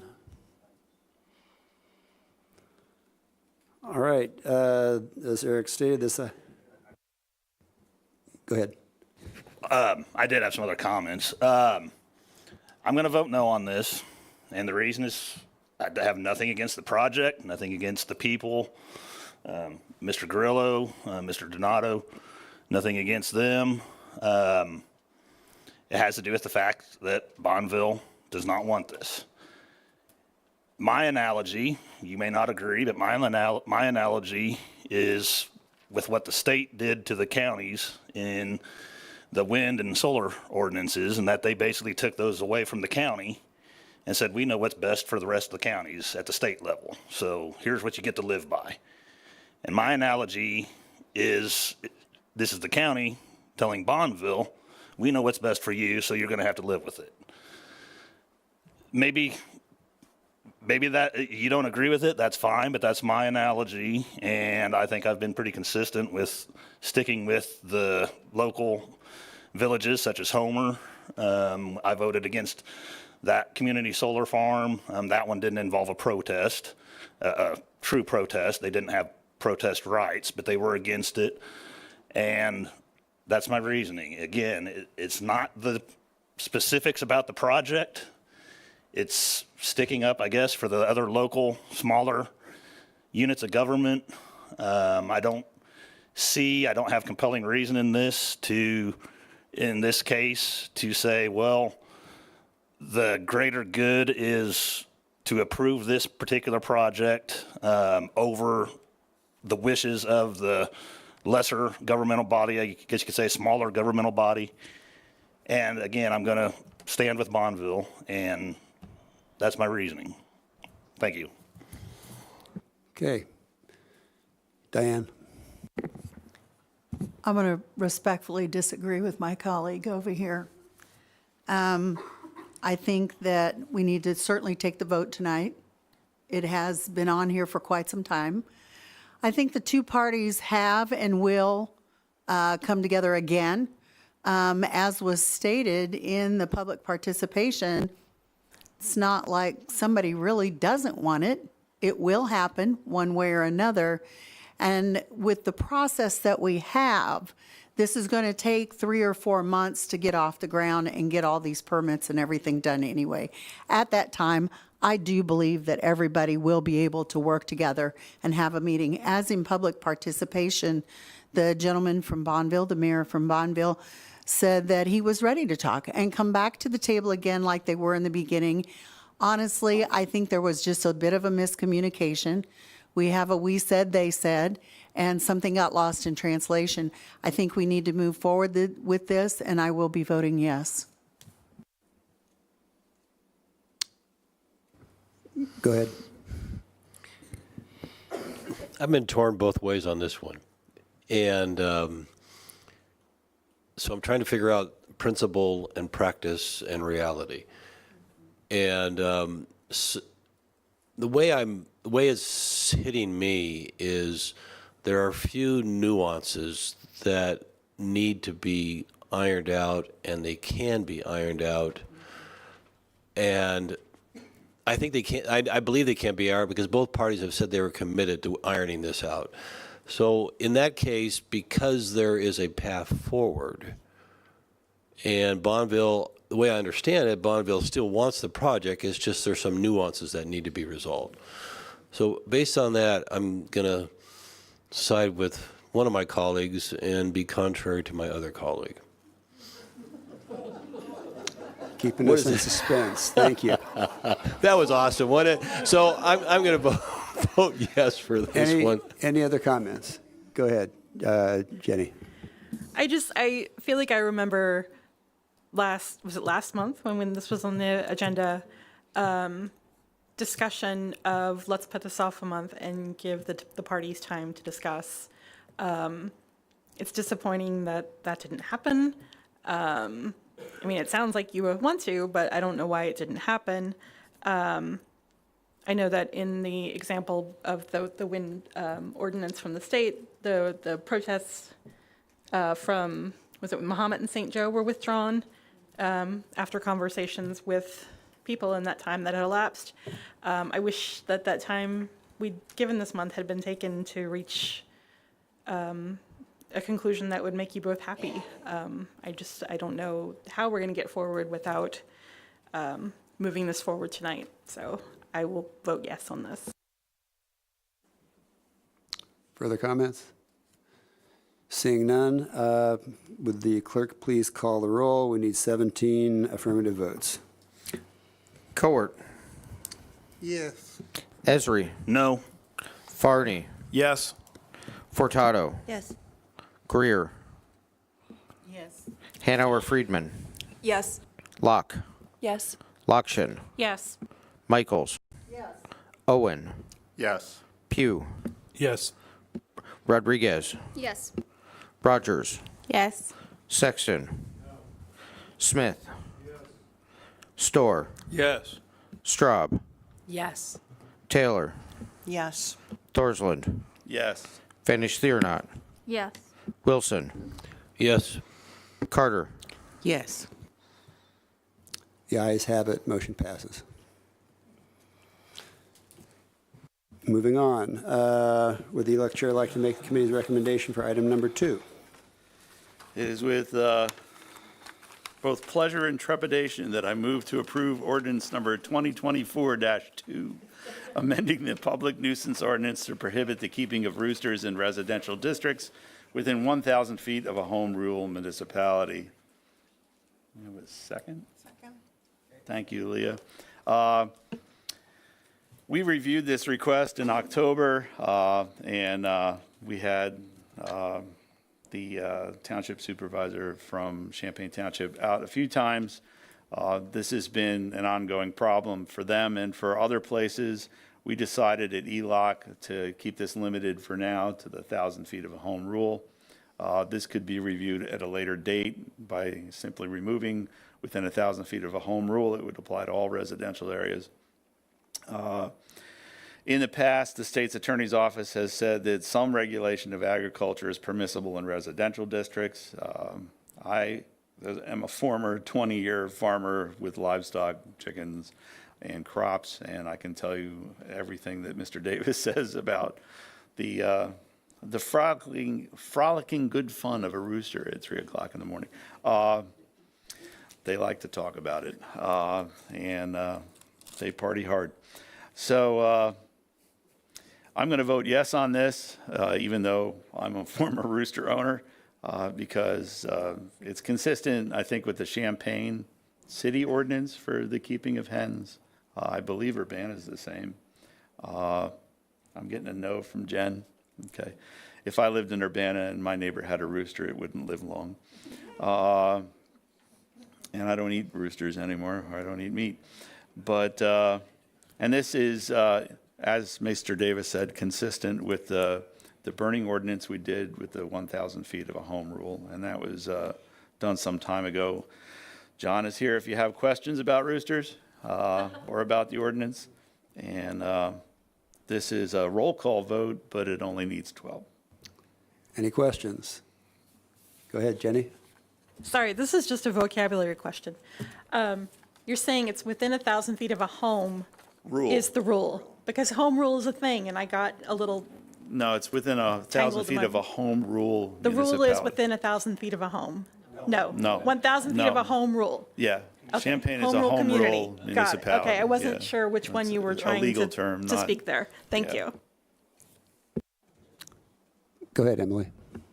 Thanks. I just want to kind of maybe reflect a little bit of the conversation that happened in ELUC. This is something that we widely supported, if I can say that.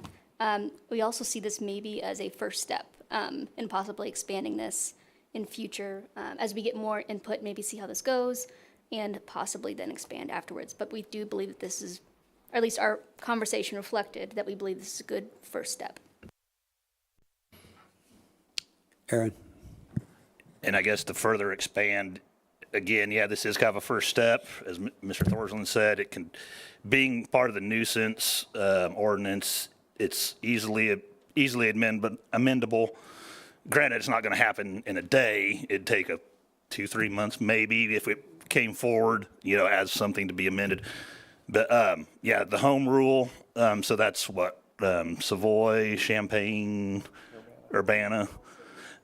Doesn't apply to St. Joe. St. Joe's not home rule. Mahomet's not home rule. Sydney's not home rule at this point in time, but relatively easy to amend it if we would want to take it that way.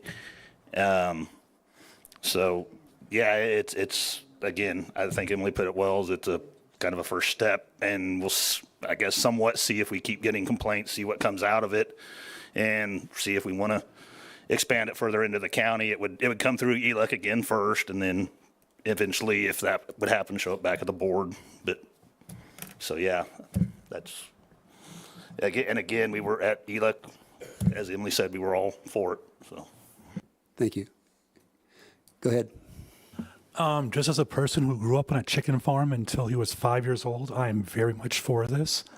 I've been waking up, I remember vivid memories of being woken up in the middle of the night by the roosters, so we should have done this sooner. If I just may add one more thing, I am very proud of the board, both sides of the aisle, in making none of the inevitable puns that this ordinance would have allowed us to do. I appreciate it. Don't do it. Don't do it. Eric, it's good to hear you crow about this. All right. Will the clerk please call the roll? Cowart. Yes. Esri. yes, Farney. Yes. Furtado. Greer. Yes. Hanauer Friedman. Yes. Yes. Lokshin. Yes. Michaels. Yes. Owen. Yes. Pugh. Yes. Rodriguez. Yes. Rogers. Yes. Sexton. Smith. Yes. Storr. Yes. Straub. No. Taylor. Yes. Thorsland. Yes. Vanish Theronot. Oh, yeah. Wilson. Yes. Carter. Yes. Motion passes. All right, moving on. Highway and Transportation Committee, summary of action taken February 9th, meetings received and placed on file. Areas of responsibility, summary of action taken February 13th of the Committee of the Whole, meetings received and placed on file. New business, can I get a motion to approve the adoption of Resolution 2024-37 authorizing payment of claims? Okay, that's Jen Lokshin? No, I'm sorry. I'm getting my Jens mixed up, excuse me. Jen Straub, and then Jen Locke. All right. Got a motion and a second. Is there any discussion? Seeing none, all those in favor, please signify by saying aye. Aye. Opposed, same sign. Motion carries.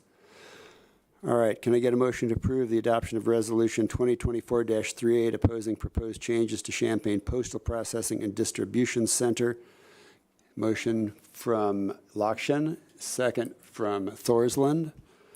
I guess there will be some discussion. Go ahead, Ellie. Yeah, I just wanted to mention, I believe there was some comment about this at the last meeting, but this is unfortunately more of a symbolic attempt to express the county's concern, grave concern with some of the proposed changes that are coming to the Champaign postal facility located on Mattis Avenue, which could result in not only loss of jobs in our community, but pretty severe delays in our mail service, since the processing that currently happens at the Champaign facility may be moved to Chicago, which means that if you send a letter from Champaign to Urbana, it will go through Chicago first. So this is mainly to express our concern with those changes and to urge the Postal Service to hold a hearing, which they will do, but we want to make sure that it's held at a time and location that is convenient for everyone who is affected to attend and express their concerns directly there. If the board does pass this, I would suggest forward it to our congressional representatives and just try and get as much traction out of it as we possibly can. Go ahead, Stephanie. I wanted to point out, we're not the only community that this is being considered in. Peoria is also up for this. They had their public hearing by the federal government last night, or yesterday in the day, I mean. And to give you a sense of this, originally they told them that they'd probably lose 8 jobs, and now 16 jobs might be impacted.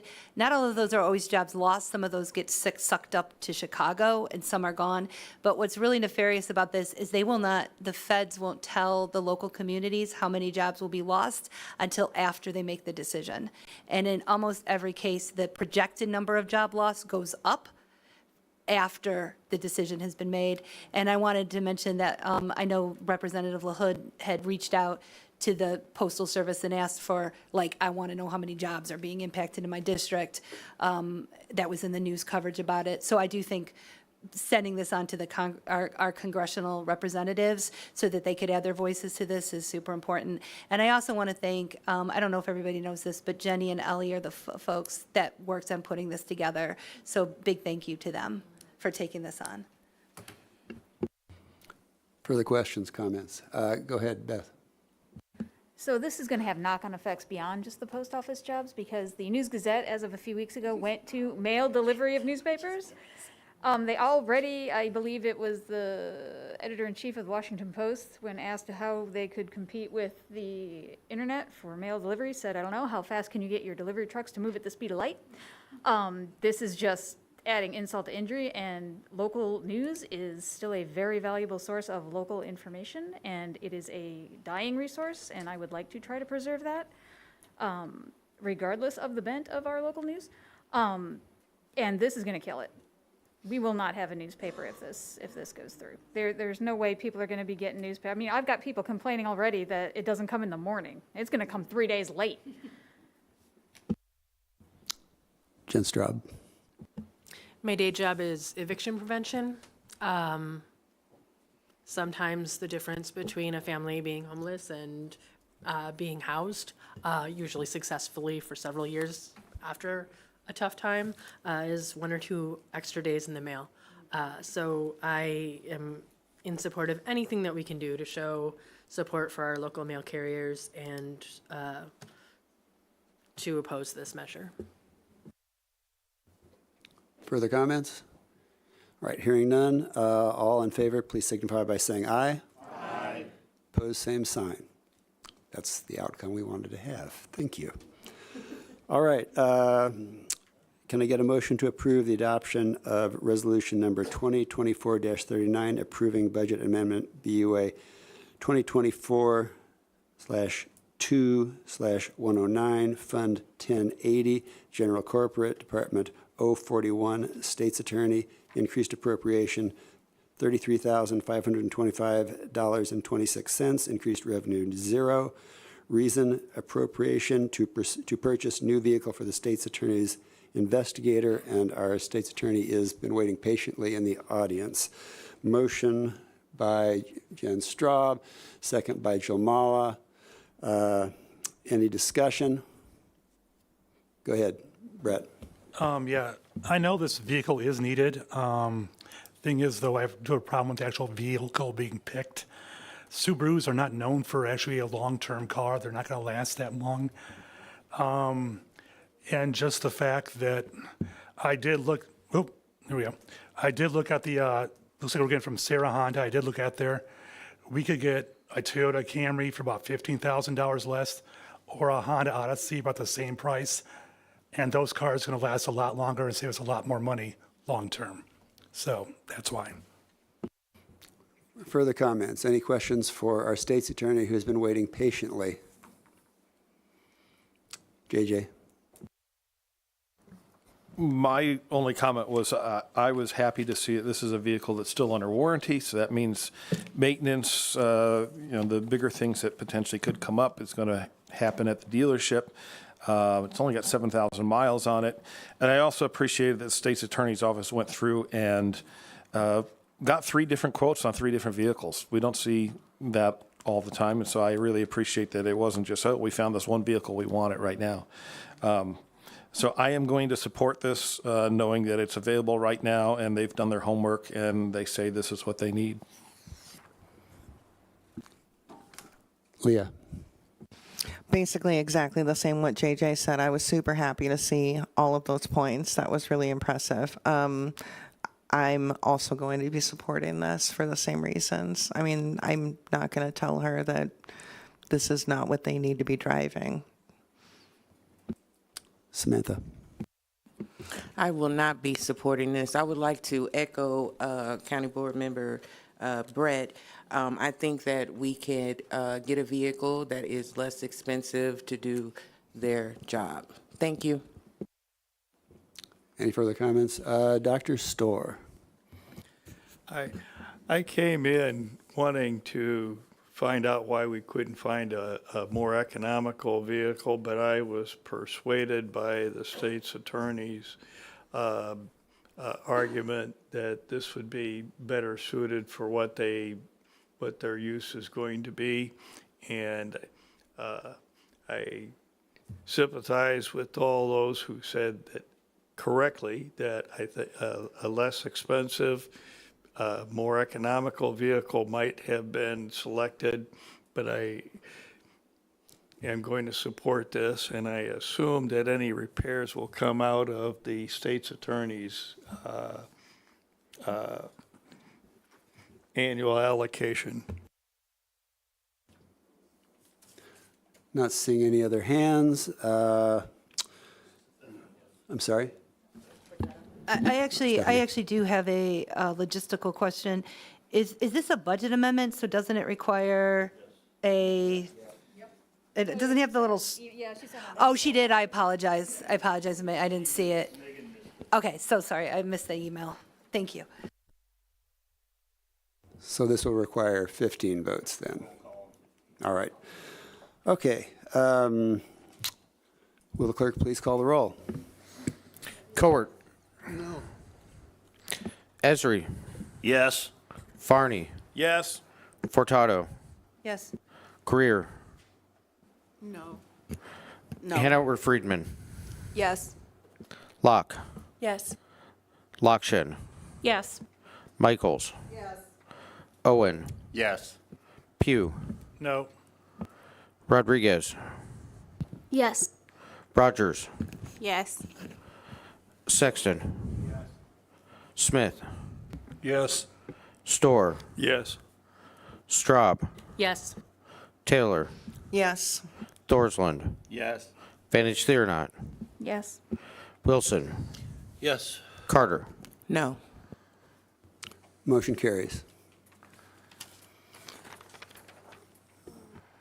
All right, we had moved the other business ahead in the agenda. In 2022, Public Act 102-1088 created the Decennial Committee on Local Government Efficiency Act, requiring certain units of local government to establish a committee to study local efficiencies and report recommendations to the county board. We have received these reports, which no one will likely look at, from Sydney Fire Protection District, Homer Fire Protection District, Tolono Public Library, Joint Champaign Township and Champaign Township Road District, Joint Scott Township and Scott Township Road District, Champaign Park District, and Parkland College. All reports can be viewed on the county's website if you're interested. Yes. If I can just say something very quickly. Myself and a former county board member, Ron Bensel, actually served on the decennial committee for Parkland College. And I know there's a lot to take in here and there's a lot to read, but I was amazed at all the things that are going on in our community. And if nothing else, take a quick, fast look at all the activities. It goes through their action plan for the next 4 or 5 years. It talks about facilities. So please, if you do anything, I know a lot of times we peruse these pretty quick, but this is one that I believe that is very important to our community. And it is my understanding that community colleges may not be included in the next decennial. So you won't see it again for a while about Parkland. Aaron. Just a quick note that Megan had also sent out an email that she had the updated reports that above and beyond what we see here on the website, because she's received some since this was put together and sent out. So just to make that note. Thank you. Go ahead, Jen Locke.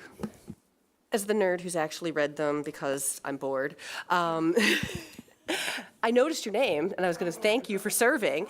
But also, one of the things they had to report on was the challenges they foresee going forward, and more than one organization said that limited funds because of the 5% cap on tax revenue. So it's something we need to keep remembering going forward when we're discussing revenue. I know we've decided that PTEL's probably not where to go, but it looks like we've got allies if we ever did want to open that back up. That's from somebody who's read the T's and C's because she was bored. Thank you. And I will not add any discussion. Oh, Jeff. Go ahead, Jeff. Well, Jen, I'm just as nerdy as you do, so I also read them, and I felt them very informative, and I would recommend everyone look at them because it gives a good flavor of what all these taxing bodies do and what their missions are and how they accomplish them. So I think it's very educational, at least it is for me. And a real question I had was some of them had recommendations. And one of the townships had a recommendation that required some action from the county itself. So when there's a recommendation like that, what does the county do to respond to those recommendations? Well, the legislature really didn't reach out very much to the counties, is my understanding, before they passed this public act. So you'd have to talk with the legislature about what their intentions were. I don't find that satisfactory. So and I understand why you would say that, and I understand that the legislature mandated this, but if there was a recommendation that maybe result in a better relationship between the township and the county, it might be beneficial for the county to understand what the township is recommending and at least have a conversation. That's just my thought. Point well taken. Thank you. Per PTEL, I will not make any comment. I've made my own, where I've been around in this county for a long time. Anyway, all these reports can be viewed on the county's website. I see no other business, so we are adjourned. Thank you, folks.